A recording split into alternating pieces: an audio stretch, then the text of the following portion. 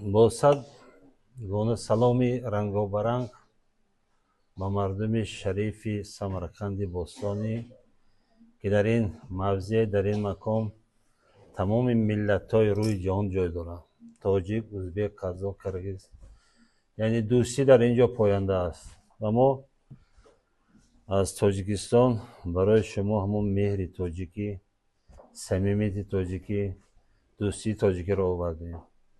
هر یک ملت در نوبت خود اگر احترام به ملت خود به زبان خود داشته باشد و رستگار است. بدون اعتراف و احترام ملت کسی به جای نمی رسد. و تاجیک هستیم، ازبک هستیم، قزاق هستیم، کرگیز است. حالا من در اینجا شما یک شعر تاجیکم بخوانم، بعد یک شعر ازبکی که ازبکستان چاپ کرده بود، نمیدونم تاریخ خوانم بگه تاریخ میخوانم، نخوانم بوندی و یک روسی سه تا میخوانم تمام.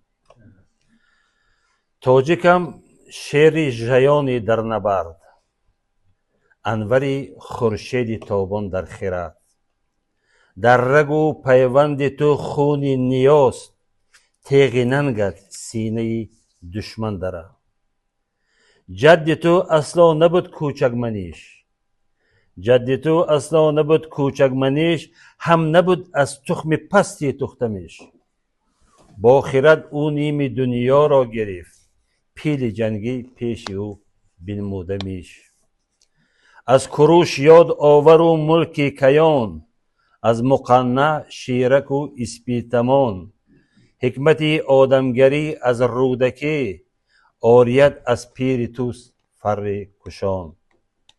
همت از پیشوای ملت یادگیر، تا ثناگویش شود بر ناو و پیر.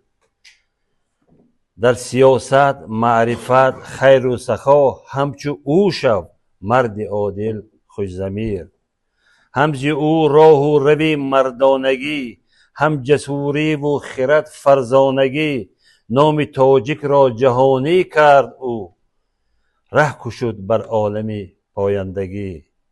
تو به هر جایی که باشی مرد باش، تخم نیکی در دل عالم بچاش. با غرور تاجیکی سینان عقل، هر که بد میگویدت خاکش بپاش.